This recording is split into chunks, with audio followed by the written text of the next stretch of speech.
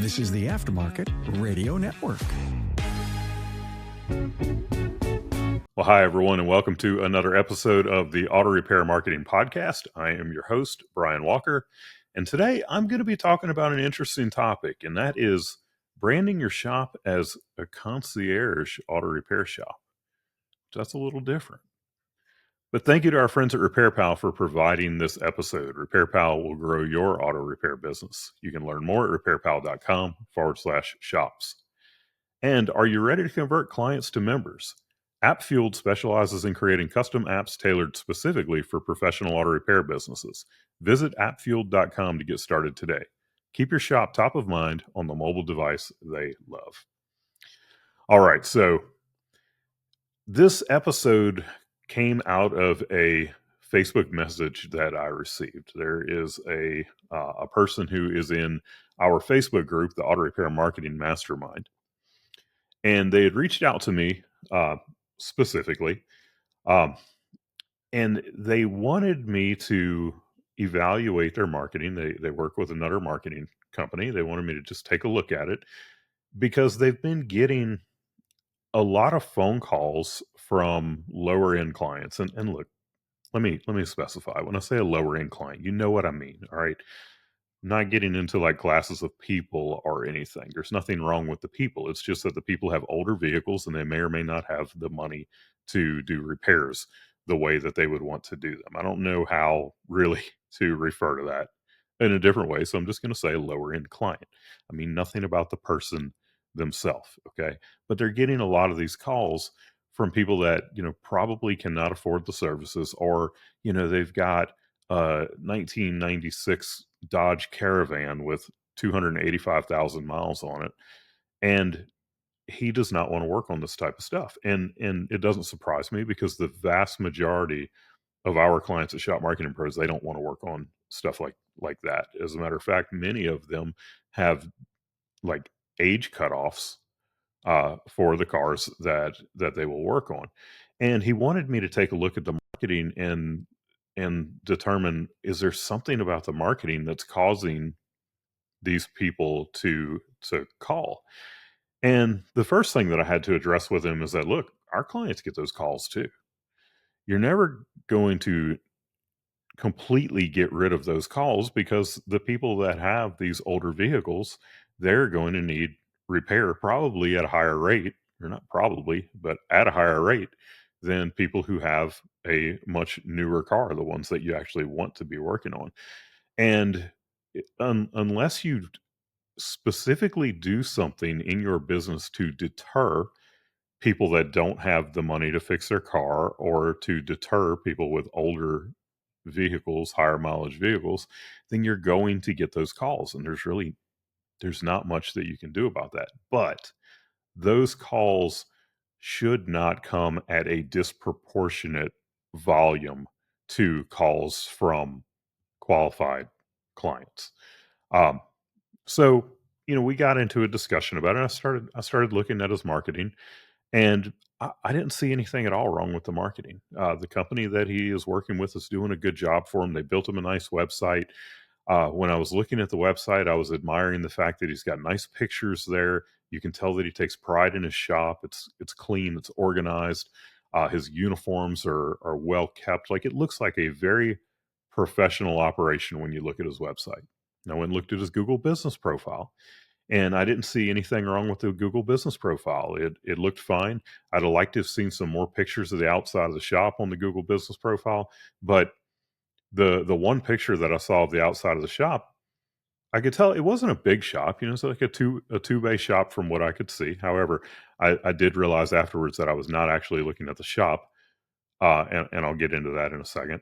But when I look on the Google business profile, it's a picture of a nice two bay shop that is his. It is right there with his shop. And it has like the glass, like firehouse garage doors and everything. Looks super, super nice. Metal building with stone work on the bottom, like just a really awesome looking place. And I sent him that picture, and I just said, "Hey, is this your shop?" And he said, "No, my shop's actually behind that." He said, you would do better to look at it on Google Maps." So I dropped his address in Google Maps or Google Earth, and looked at the satellite view, and I could see that his shop is attached to that building. The building's kind of shaped like a T, and the shop goes off the back of it. And I think the shop is a 3-bay shop, if I'm not mistaken. But it's at his house. Like, this shop is in his backyard, and he lives in a very nice area, um, kind of a suburb, um, of a larger area, and it's an area known to be kind of a higher end area. And with where we're going with this, that's a good thing. So, I can tell that it's a very nice house, and well kept property and everything. And I'm looking at this, and I'm like, man, all right, this shop it's in his backyard.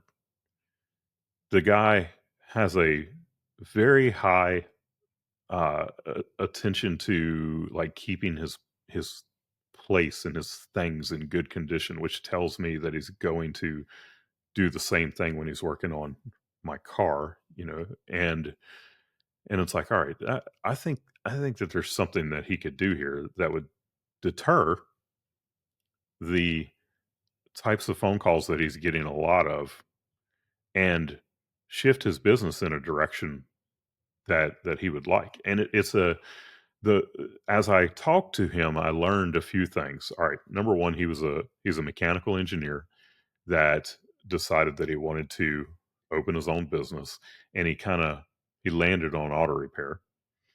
I don't know the whole story on that, but I learned that he is still working full time in his mechanical engineering job and working to move out of that to be full time auto repair. And I learned that he's debt free. Okay. And, like, all of these things, right? I'm looking at this.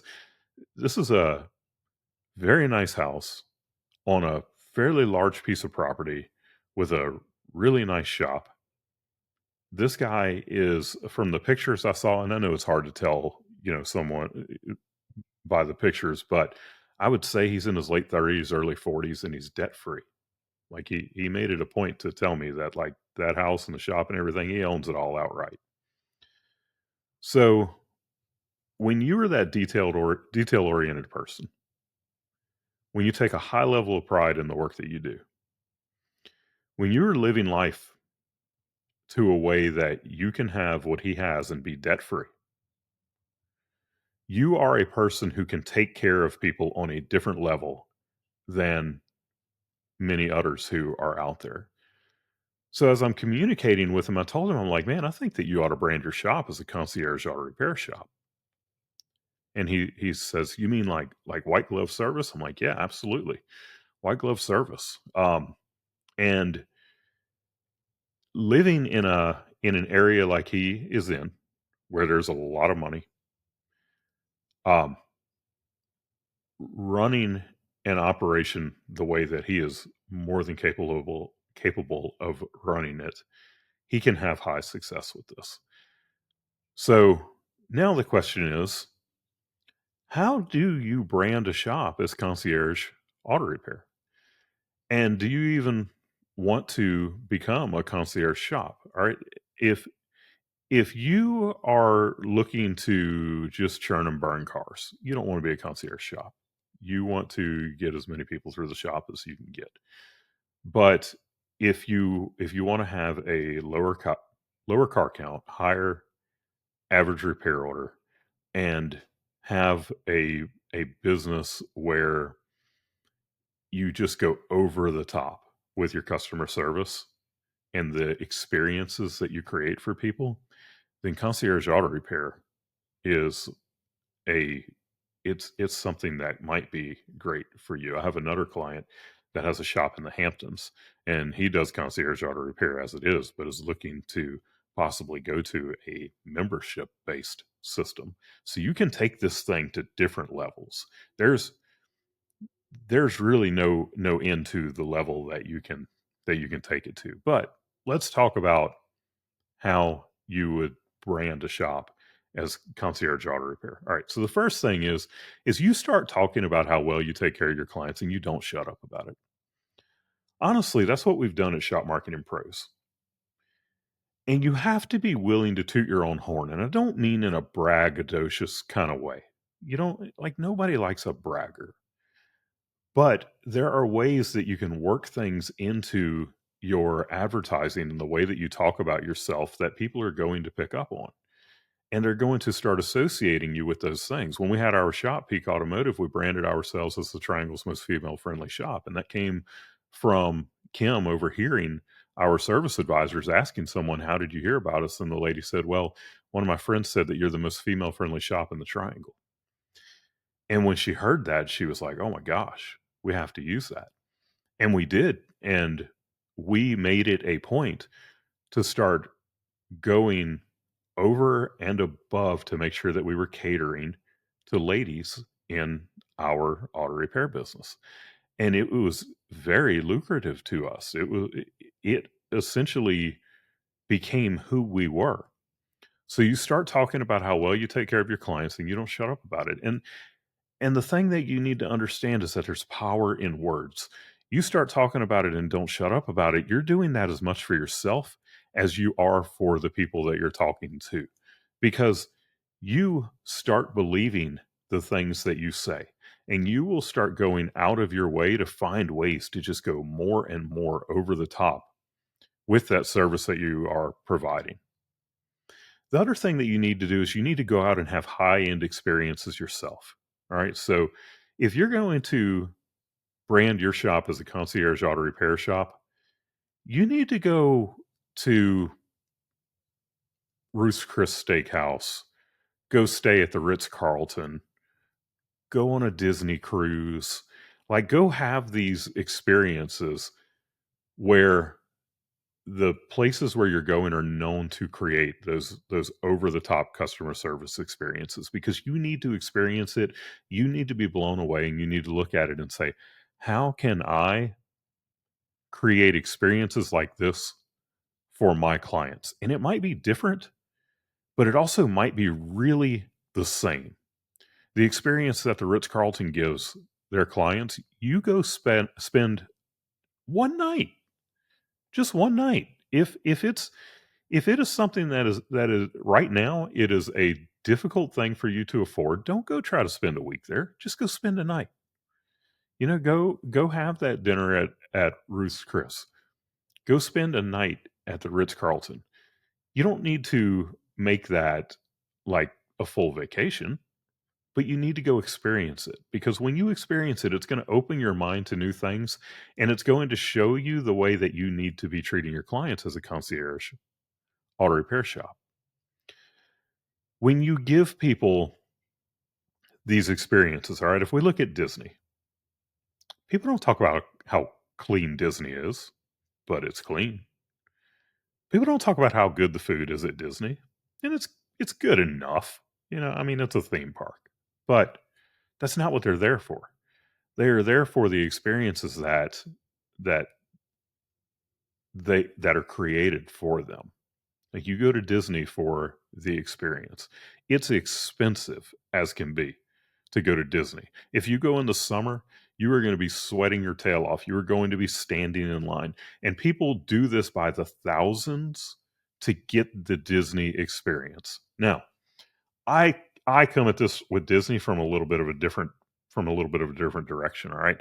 You're not going to find me inside of a Disney theme park. I want nothing to do with it. However, you will find me on a Disney cruise. We have done it's either 5 or 6 Disney cruises to date, my family and I. And the very first Disney cruise that we went on, I think my son was 3 years old at the time. And it was our, like I said, it was our first cruise. We did a land and sea package. So we went to the theme parks first, and then we went on a 3-day cruise. And thank God we did it that way, because the nice thing is that you go wear yourself out at the park and then you go relax the rest of the time on the cruise ship. But here my son is, he's 3 years old, and we're on the last night of the cruise. And we have told this story to so many people because it made an impression on us. All right. We're sitting there at dinner, And our son, he's done. He's 6 days into a vacation. He's 3 years old. He is done, done. And he starts losing his crap at the table. And look, we're not those people that just let our kid lose their crap at the table. Our niece was with us on that cruise, and she was done eating and everything. We said, Casey, why don't you take Peyton, uh, out of the restaurant? So she does. And next thing we know, a few minutes later, here comes Casey, and the cruise director has got Peyton in his arms, and Peyton is just laughing and smiling, and he is the happiest kid that he can be, because this cruise director saw that my son was not having a great time, and he took it upon himself to change my son's attitude. And look, when I change my son's attitude, it's a completely different experience when the cruise director on the Disney Wonder changes his attitude, because it was a great experience for Peyton. He loved it. He comes in there smiling and laughing, and we were just blown away. And you sit him back down at the table, and he had a great night the rest of the night. And that's the kind of experience that we have with Disney cruises. And like I said, we've been on either 5 or 6 more, or well, either 4 or 5 more after that one because of that. And Cam and I cannot wait to take our grandkids on a Disney cruise. We don't really do the Disney cruise thing now, because our son is 22 years old in the military. Um, and you could, as adults, go on a Disney cruise, but we tend to, go on some of the other lines right now. And when there are young kids in our lives again as grandparents, we will absolutely be going on those Disney cruises again. And everything about it is different. And that's how it needs to be if you're going to have a concierge auto repair shop. Everything about the person's experience needs to be different. And look, you're waiting for me to start talking about marketing. And I might touch on a couple little things. I don't know if I'm going to or not, because the marketing that you're going to do in a business like that is creating raving fan experiences for your clients who are going to go out and tell their friends about your shop. And that doesn't mean that you won't do some other types of marketing, and you will, and that marketing will be different. But the primary thing that you are going to do is you're going to create those amazing experiences for people. And then you do need to tell the world about that. So yeah, I guess that is where the marketing talk comes into this. So, your advertising should look different. You're not going to put pictures of Camrys and Accords when you're talking about concierge auto repair, although you can absolutely do concierge auto repair for people who drive normal vehicles. Dave Ramsey talks about it all the time, about how the everyday millionaire drives a 2 to 3 year old car, and it's nothing special because they actually don't want to stand out in most cases, but they do want to be treated incredibly well. So those people can be your clients, but you still need your marketing to look higher end. All right. You are not going to, go into Canva and find some template that you have in there to create a graphic for your concierge auto repair business. You need to make something that is going to stand out, that is going to look high end, that is going to look very professional. Your logo is going to look different. Your website is going to look different. You're not going to have flames and eagles and Corvettes, on your website, which you shouldn't do that anyway. But your website is going to be very customer centric, not car centric. um, your direct mail pieces, if you decide to go that route, are going to have a more high end feel to them. They're probably going to have blacks and golds and silvers and stuff like that, things that are going to stand out to people that are looking for a higher end service.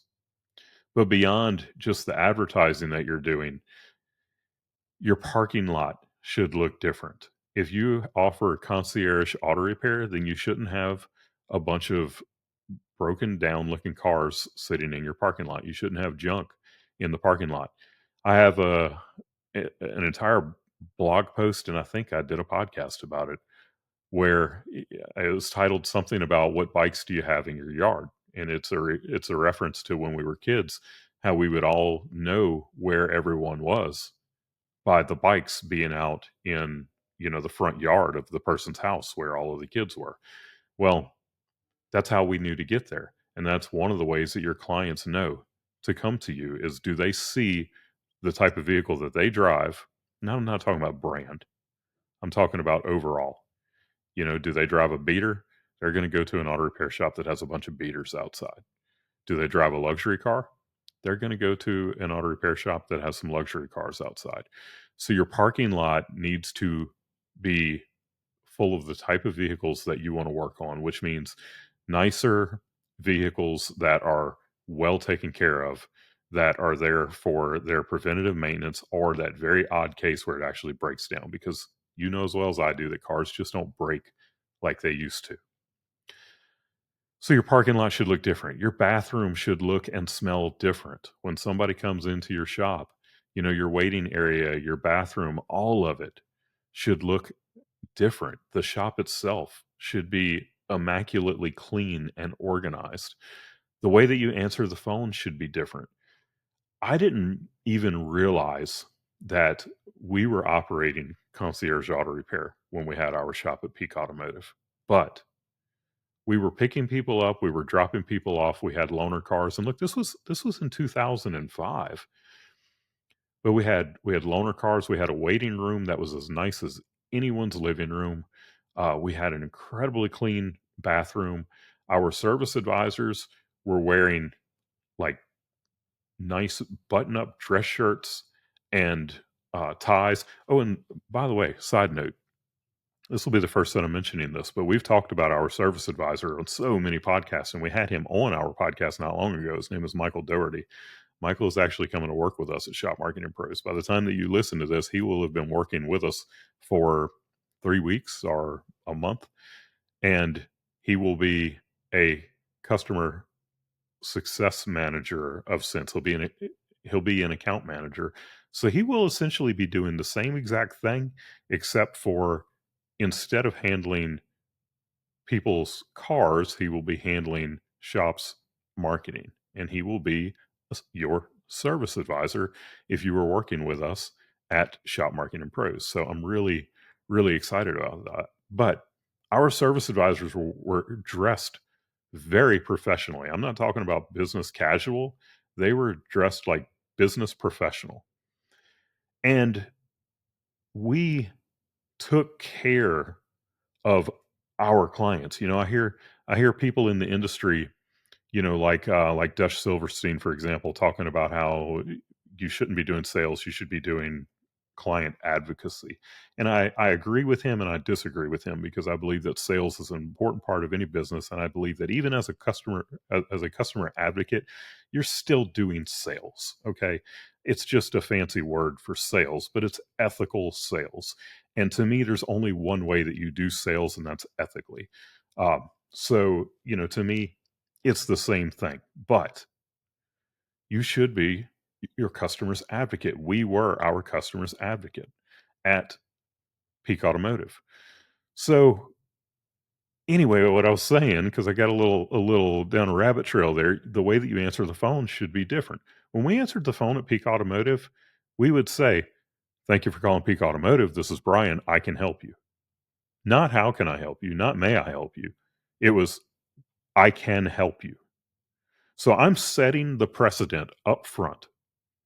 And this wasn't just some little like thing that we did.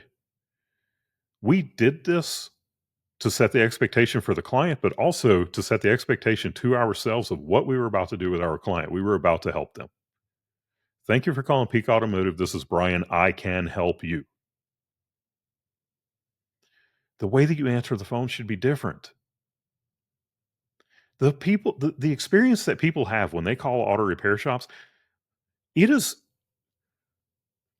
across the board, it is more good or more bad than it is good. Now, understand, when we talk about the industry and we talk about the people who are involved in the industry, the people who are going to the big shows, the Visions, the ASTAs, the STXs, the Napa event, and all of that. The people that are involved in the industry, honestly, the people that are listening to this podcast, they are not representative of the industry as a whole. They say there's 250,000 auto repair shops in the industry, but of those 125,000 independent shops, there's about 20,000 of them, from what we've estimated, that are involved at an industry level. And those shops, the ones that we see all the time when we go to the shows, the ones that, like, the majority of them who are our clients, they are the better shops. They are the ones who, like, they give a great experience for the most part when somebody calls them. But there are a lot more in the industry as a whole that are not doing that. And your clients need to have that great experience from the moment that they call. The phone call should be different. Your social media should be different. When you're doing your social media, you're not going to just like throw some post out there about taking care of your car, which, yeah, you'll do that every once in a while. There should be a good mix, but your social media should show the way that you take care of your clients. There's a couple of people that I always like to tell people, go look at their videos. Greg Buckley is is one of those people that just does a really great job with his videos. When you watch him speak, you trust him.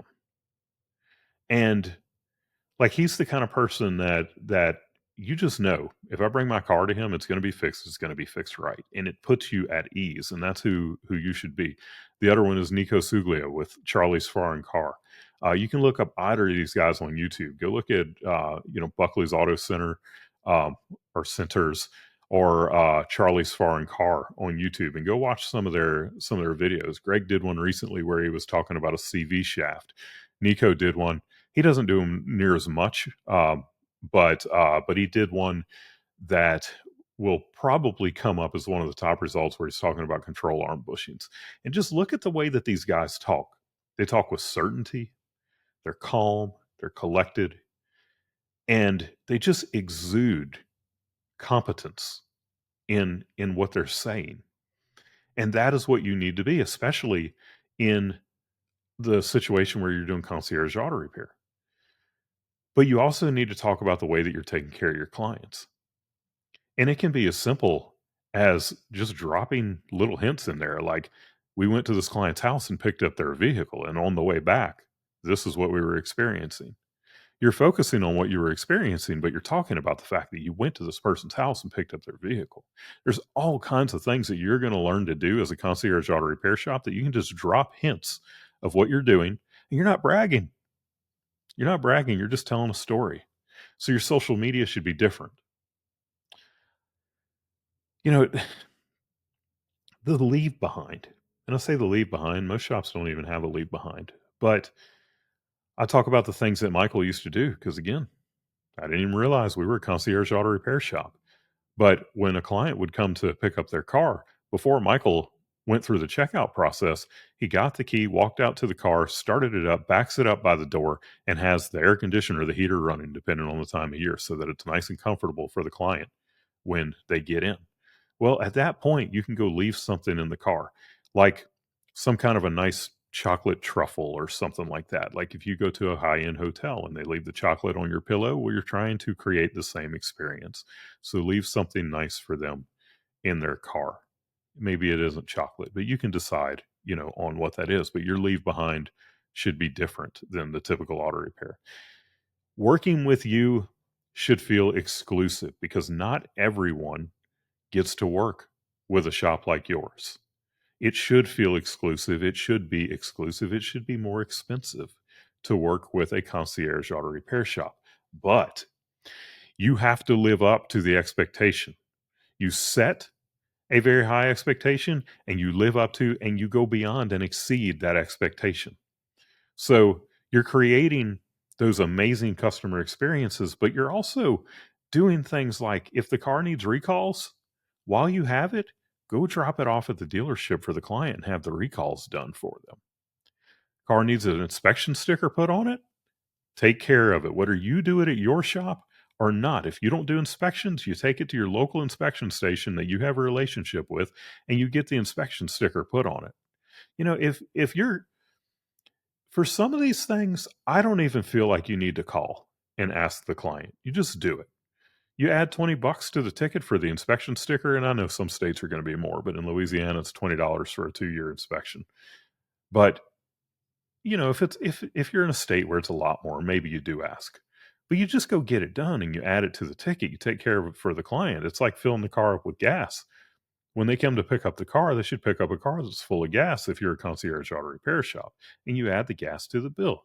No charge for doing it, but the price of the gas itself should be added to the bill. And then things like this. So, my best friend just had his car in and he had shocks and struts put on it, his wife's car actually. And the shop that he was at, they did the work. And then when he picked it up, they told him, hey, you're going to need to take this somewhere to get an alignment. First of all, if they're not willing to do that themselves, they should have told him while they were giving him the estimate on the car, on the repairs, that you're going to need to take it and get an alignment done. But no, he picks this up he finds this out while he's paying for the car as he's picking it up, that now he has to go get an alignment done on it.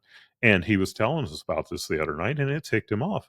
They created what would have been a great customer experience otherwise, and they turned it into a poor experience because now he just got hit with something else that he needs to add to his to-do list.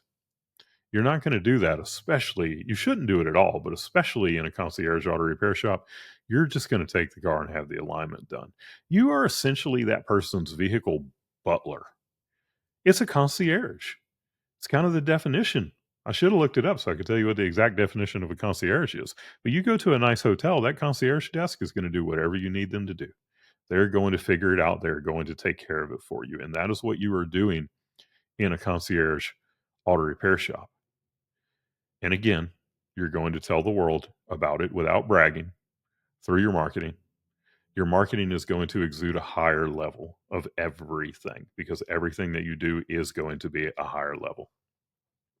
If you're thinking about doing this, you should definitely read the book Raving Fans. Raving Fans it gives quite a few examples from a grocery store to a taxi cab driver. It gives a bunch of examples of how people did things different. And it's kind of a parable, short, easy read, but you'll be reading that and you'll be thinking, I can do this. Oh, I can do that. Ooh, I could do this too. And that's what it is that you want to do. You want to create the amazing experience, make your client's life easier, and provide an incredibly high level of auto repair as well, because we didn't even talk about that. Do not become a concierge auto repair shop if you're not incredibly good at fixing the cars. Make sure that part is number one. It should have been the first thing that I mentioned, but I don't know. I enjoyed talking about this today. I think if I ever found myself, or I know I would, I know 100%, if I ever found myself owning an auto repair shop again, it would be a concierge auto repair shop. That's what we do at Shop Marketing Pros. We're concierge marketers, essentially. And if I owned an auto repair shop, I would definitely be a concierge auto repair shop because it's just in me to create that type of a business and to create those types of experiences for our clients. And are we perfect? We are absolutely not perfect. And you are not going to be perfect in your auto repair shop either. The best shops in the world are not perfect. So, understand that. But you do a better job than most. You create experiences for your clients. And you're one of the best. Not perfect, but you're one of the best. I hope that gave you some ideas. Even if you have zero desire to create a concierge auto repair shop, you can become a step between where you are and that. And it's going to make for better experiences for your clients, and it's going to make you a better shop. So I hope you enjoyed this today. I want to thank our sponsors, RepairPal and AppFueled, again. We could not do this without them. And remember, we are just one of a handful of podcasts on the Aftermarket Radio Network. You can find the others at aftermarketradionetwork.com. I hope that you'll listen in again next week. And until then, go fill those bays.